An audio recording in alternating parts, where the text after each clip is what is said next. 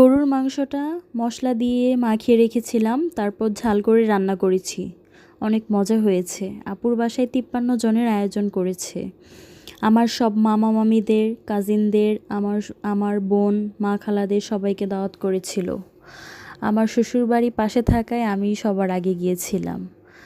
আপুকে রান্নায় হেল্প করি। তারপর আরও ছিল রুই মাছ রান্না করেছে।